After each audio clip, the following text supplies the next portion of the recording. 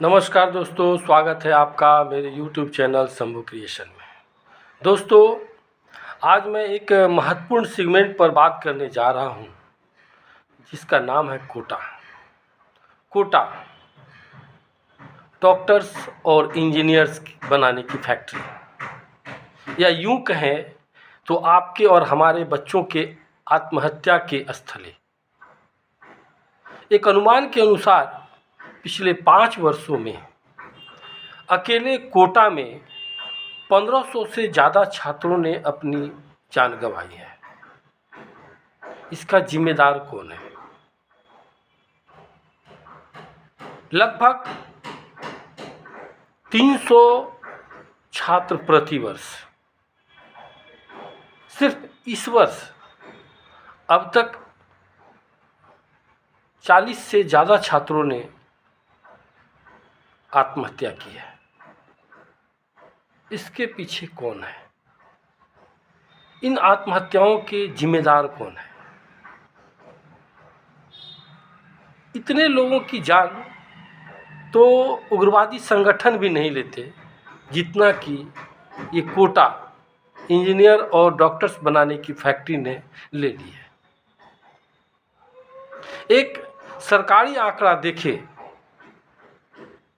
तो ये है, और गैर सरकारी आंकड़ों के अनुसार ये संख्या और भी बढ़ सकती है। ये आत्महत्या नहीं है, ये हत्या है हमारे आपके नन्हे मुन्नों का। इसलिए कोटा, राजस्थान जैसे जगहों पर बच्चों को भेजने से पहले सोचें कि इसके जिम्मेदार कारक कौन कौन से हैं। इसके जिम्मेदार कारक 3 हैं। पहला, माता पिता। दूसरा, हमारी शिक्षा पद्धति। और तीसरा, ये बड़े बड़े ब्रांड कोचिंग संस्थान। माता पिता कैसे? हर माता पिता चाहता है कि मेरा बच्चा बड़े होकर पढ़ लिख कर डॉक्टर्स और इंजीनियर बने, क्योंकि जो सुविधाएं बच्चे को माता पिता अभी दे रहे हैं, उन माता पिता को उस समय उनको नहीं मिला होगा। वे चाहते हैं कि मेरे बच्चे पढ़ लिख कर आगे बढ़े। वे अपने विचारों को, अपनी सोच को बच्चों पर लादते चले जाते हैं। आजकल आप देखते होंगे 2 साल, 3 साल, 2.5 साल के बच्चों का एडमिशन स्कूल में धड़ल्ले से हो रहा है। प्लेइंग स्कूल, नर्सरी के नाम पर बच्चों के मानसिक ध्वन हो रहा है। माता पिता चाहते हैं बच्चे जल्दी जल्दी पढ़कर, जल्दी जल्दी बड़े होकर, जल्दी जल्दी डॉक्टर, इंजीनियर, IPS बन जाए, बड़े अधिकारी बन जाए। ऐसा नहीं होता है।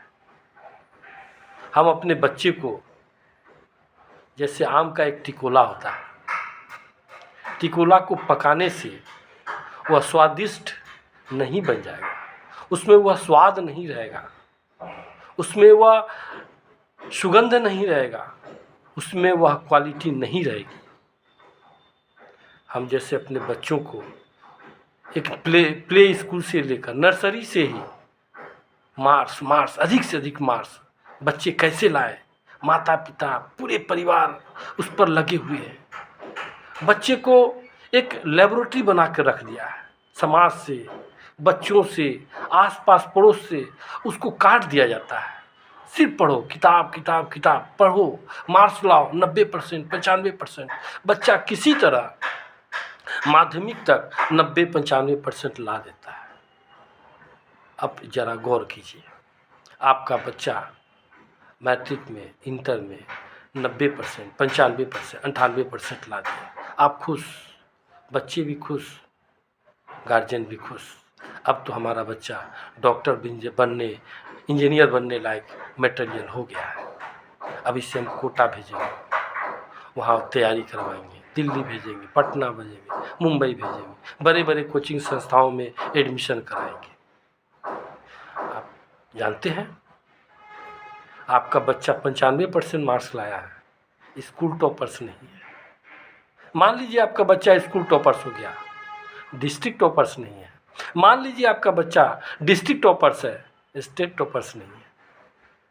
ये जो बड़े बड़े कोचिंग संस्थान है वहाँ सिर्फ टॉपर्स बच्चा पहुँचते हैं, और उन टॉपर्स में जो स्टेट टॉपर्स है, कितने स्टेट टॉपर्स होंगे?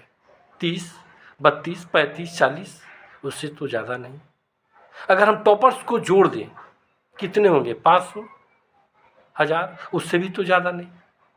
जब आपके बच्चे इन टॉपर्स के बीच में पहुंचता है तो वह शून्य हो जाता है, वो जीरो, उसको जीरो से स्टार्ट करना पड़ता है।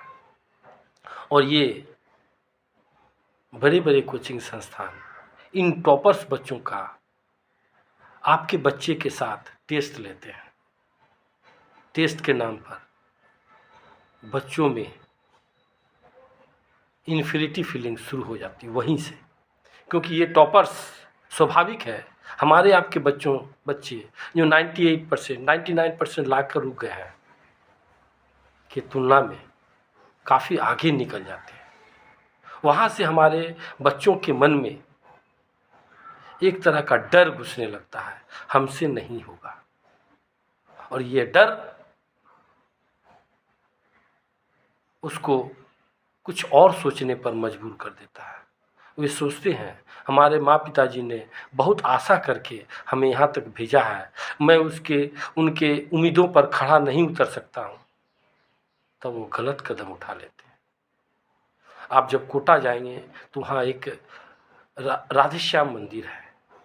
उस मंदिर में बच्चे स्लोगन लिखते हैं।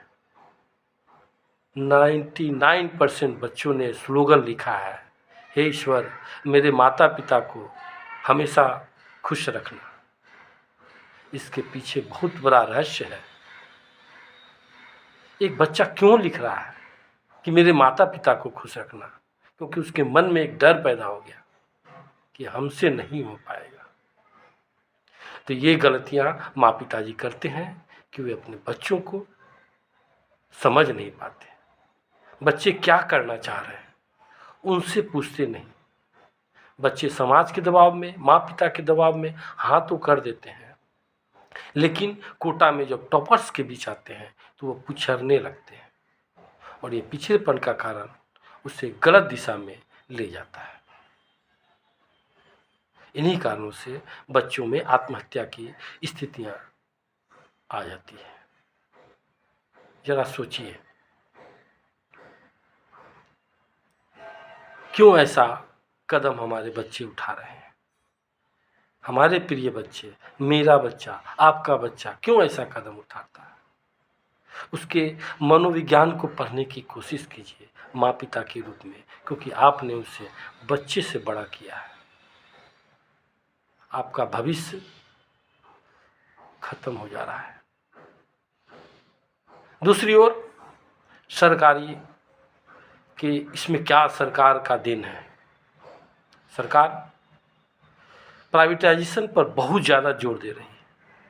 शिक्षा न होकर व्यवसाय हो गया, जबकि शिक्षा मानव अधिकार है, हर बच्चों का अधिकार है। शिक्षा प्राकृतिक रूप से होना चाहिए, न कि व्यावसायिक रूप से। सरकार इन शिक्षा संस्थानों से बड़े बड़े अनुदान लेती है। बड़े बड़े संस्थाएं, बड़े बड़े राजनीतिक दल इनके चंदों से चलता है, इसलिए सरकार इन पर ठोस कदम नहीं उठाती है। समय आ गया है कि एक देश, एक शिक्षा प्रणाली, एक करिकुलम, एक सिलेबस लागू किया जाए। ये हमारे जो सिलेबस है, एनसीईआरटी का जो सिलेबस है, ये सिलेबस पूरे भारत में चलता है लगभग।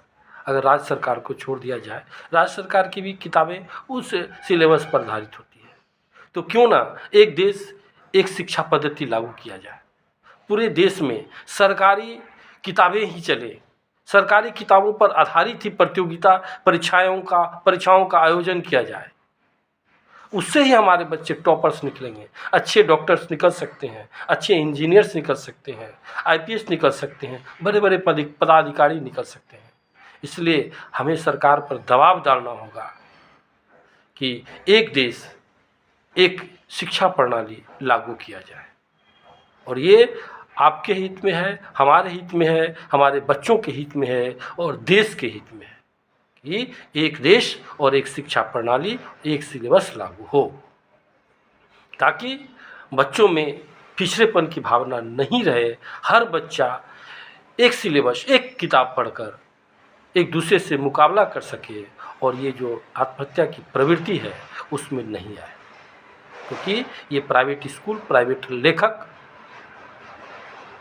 बहुत सारे मटेरियल लाते हैं, वो हमारे बच्चों को नहीं मिल पाता, जिससे वो बचपन से ही तैयारी नहीं कर पाते हैं और जो अपनी उम्मीद पर खड़े नहीं उतर पाते। तीसरा कारक, ये जो ब्रांड संस्थान है, ये बहुत बड़े कारक है। आपने देखा होगा सोशल मीडिया पर, समाचार पत्रों में पढ़ा होगा, जब जब बच्चों की आत्महत्या होती है, ये जो बड़े बड़े कोचिंग संस्थान हैं अपने हॉस्टलों में ये जो पंखा का लगाते हैं, उस पर एक स्प्रिंग का पंखा लगवा रहे हैं। वे अपने कोचिंग इंस्टीट्यूट के जो हॉस्टल है उसके बालकनी में नेट लगवा रहे हैं। वे इंफ्रास्ट्रक्चर पर ध्यान दे रहे हैं, आपके बच्चे पर ध्यान उनका नहीं है। क्या कोई कोचिंग संस्थान वाले आगे आकर बच्चों की इस आत्महत्या की जिम्मेदारी ली है? नहीं ली है। सारा जिम्मेदारी बच्चों पर आ जाता है और हम गार्जियन पर आ जाता है।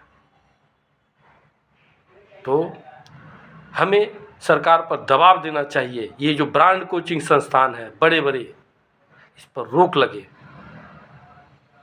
हमारे स्कूलों में ऐसी पढ़ाई, पिछले आप जाइए, पिछले 20 साल 25 साल पीछे जाइए, क्या उस समय डॉक्टर, इंजीनियर और आईपीएस बड़े बड़े पदाधिकारी उत्पन्न नहीं होते थे? बड़े बड़े विद्वान उस समय भी होते थे, अभी से ज़्यादा होते थे। स्कूल की पढ़ाई पर ही ना, कहाँ कोचिंग संस्थान थे। आज ये ब्रांड कोचिंग संस्थान, ये कोचिंग संस्थान नहीं है, ये हमारे आपके बच्चों के आत्महत्या का स्थली है। याद रखिएगा मेरी इस बात को। मैंने भी अपने जीवन में बहुत सारे बच्चों को आगे बढ़ाया है। मेरा भी जो 15 साल का शिक्षा का अनुभव रहा है, और इस आधार पर जब मैं ये समाचार पत्रों में, सोशल मीडिया में देखता हूँ कि बच्चे प्रतिदिन आत्महत्या कर रहे हैं, तो मेरा भी मन उद्वेलित हो रहा है, मेरा भी मन अशांत हो जाता है। इसलिए मैं अपनी विचारों को आपके साथ साझा कर रहा हूँ। अपने बच्चों को ये कोटा, ये बड़े बड़े संस्थानों में नामांकन कराने से पहले, एडमिशन कराने से पहले अपने बच्चों की टेस्ट लीजिए, खुद भी टेस्ट लीजिए। आसपास में जो शिक्षक हैं, जो जानकार लोग हैं, उनके पास उनको ले जाइए, उस पर अपने विचार को मत थोपिए, अपनी उम्मीदों को बच्चों पर मत थोपिए, क्योंकि बच्चे बहुत नाजुक होते हैं।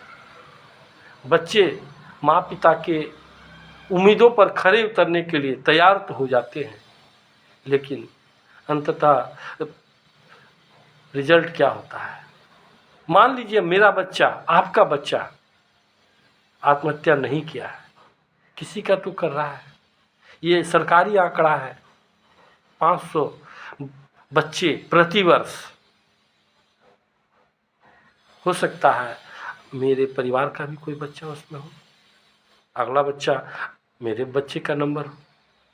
जरा सोचिए, सरकार पर दबाव डालिए, इन कोचिंग संस्थानों पर पूर्ण प्रतिबंध लगे, पूरे देश में एक सिलेबस, एक किताबें चले, एक देश एक शिक्षा, इस पर दबाव डालिए। सारा चीज़ तो बाद में होते रहेगा, नहीं तो शिक्षा में अगर पिछड़ गया देश, एक भविष्य देश का खराब हो जाता है।